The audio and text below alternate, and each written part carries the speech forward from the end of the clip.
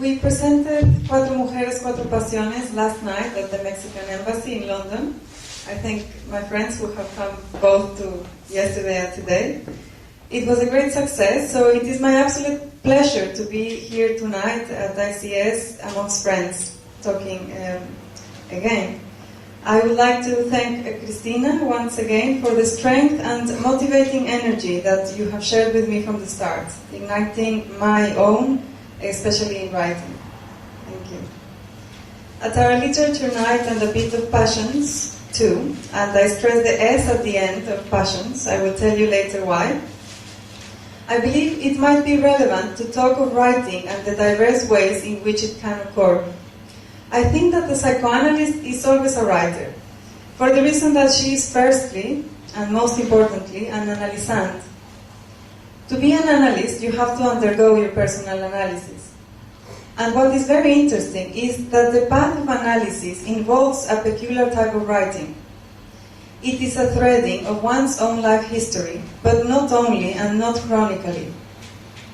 By elaborating something of our personal stories, it is as if we were rewriting our destinies. It is hence our passion as analysts to write. But it is not only books that we write as we gallop across time through speech while lying on the psychoanalytic couch, more popularly known as the divan. What we write about may have to do with our subjective jouissance, to use a French word famously brought back into common discourse by Lacan, in carrying the mysterious entanglement between joy and suffering. I would like to make a parenthesis now in attempting to explain in simple language what jouissance is and how we see it in practice through psychoanalysis. Last night, a dear friend of mine was pointing at the contrasting use of the words passion and jouissance, being passion the chosen word for the title of Cuatro Mujeres, Cuatro Pasiones.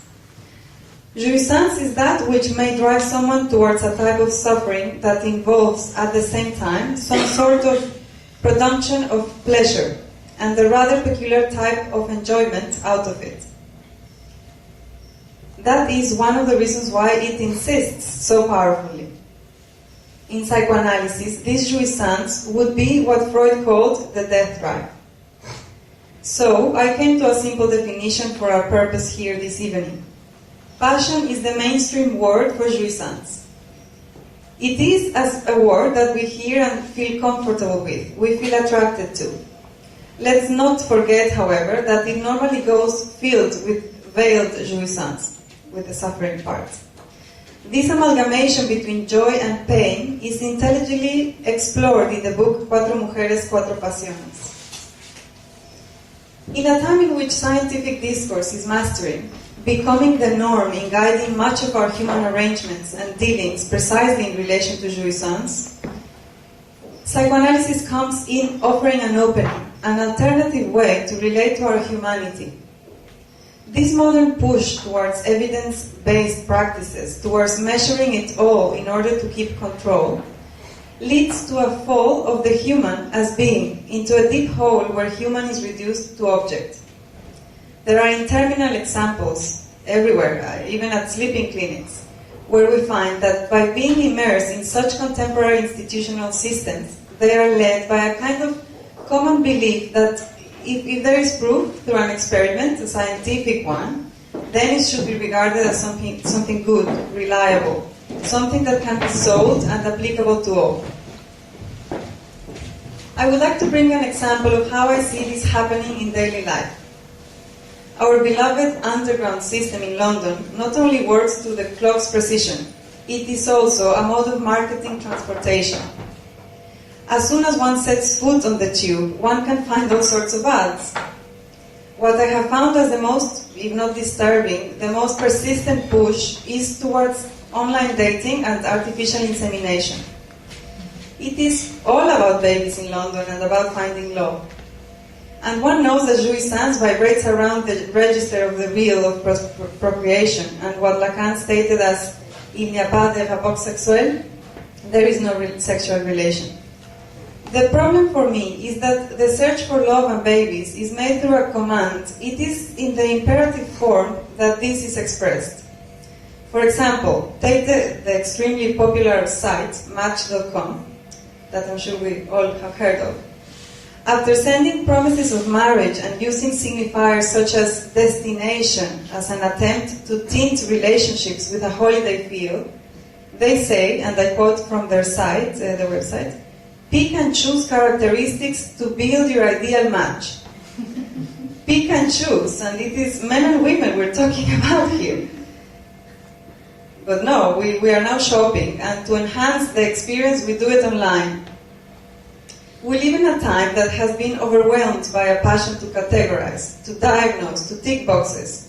In the baby industry, we find a similar capitalistic discourse.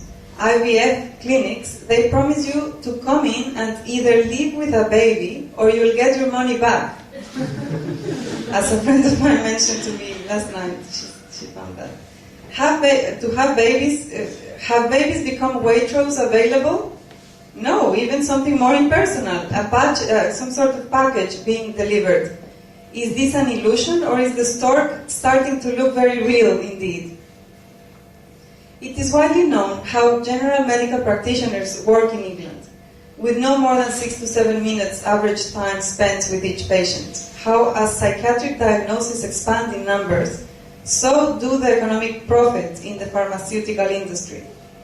Darren Leader, to name a London psychoanalyst who has in fact informed much of my theoretical understanding and clinical practice, has spoken about the latter broadly for years now. So I think that the fact that we have all come here to listen to these women who have traveled from Spain and France speak of feminine passion by presenting this compelling book, Cuatro Mujeres, Cuatro Pasiones, is already a statement outside the current limiting forms. This is a chat that I feel has mainly desire as its basis, as its motto, a strong desire to transmit our individual knowledge. It is rare nowadays to be driven towards this other dimension, that of desire. Psychoanalysis, I believe, grows in relevance in such times. Someone very important to me recently said that in psychoanalysis, it is as if we were working with another dimension, through language. So, however creepy this may sound, I believe he is right, as it is in the symbolic, through language, that we desire, we construct dreams, we experience suffering as speaking beings. This is the reason why, as psychoanalysts, as writers, we attend to something beyond, which Christina has touched upon already, to that which may be mobilizing our deepest desires or wishes. This beyond is what Freud called the unconscious. I will tell you of an example of unconscious type of registration. Last night I gave an account from my psychoanalytic practice, but this morning I thought of a beautiful example where language was used in order to allow for this beyond to go even beyond. It is the case of a woman who was analyzing with Lacan. She tells her story of how, while lying on the divan, she was telling Lacan of having a concurrent dream which would wake her every morning at 5 a.m.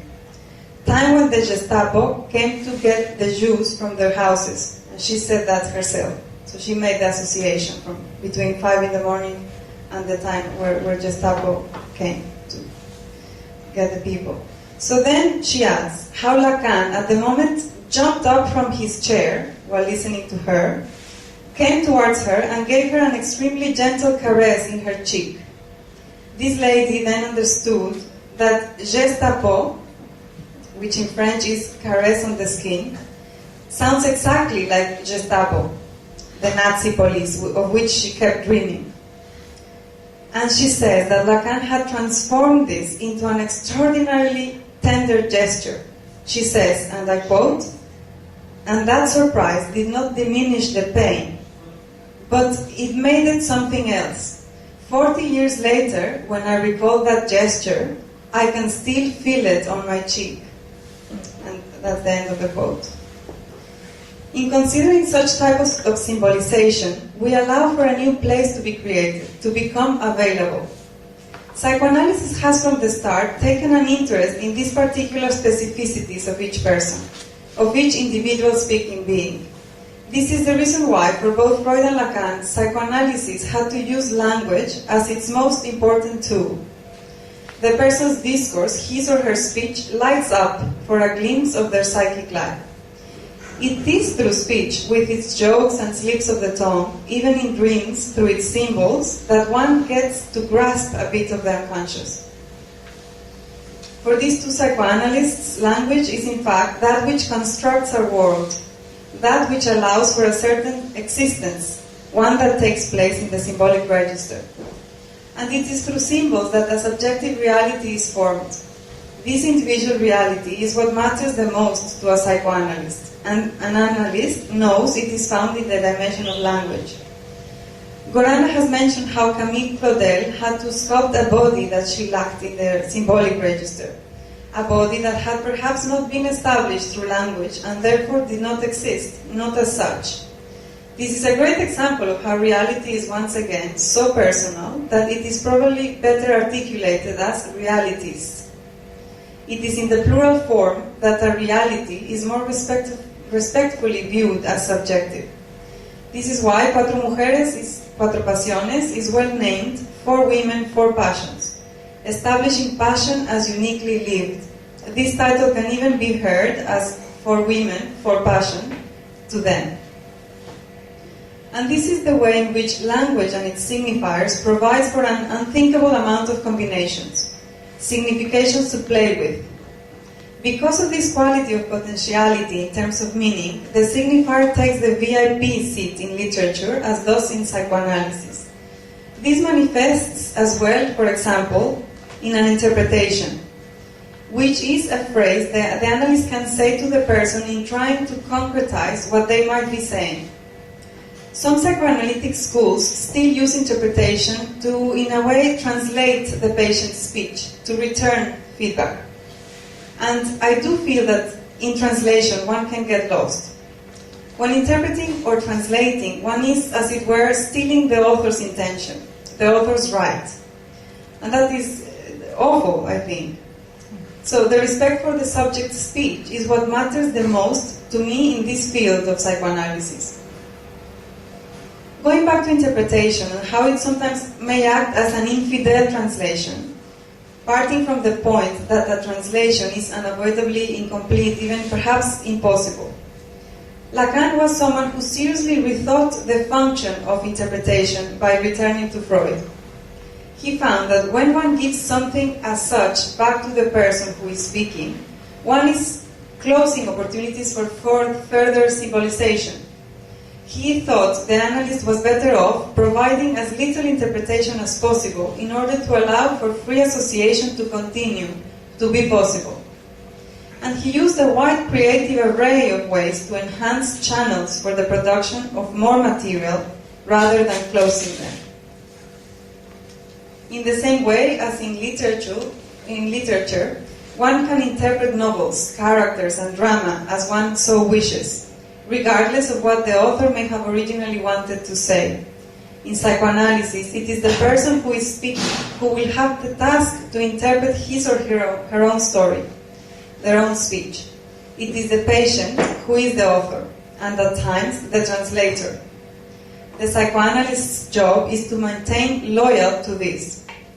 And I recall Lacan's invitation to follow one's desire. So I can leave it with you tonight. Thank you.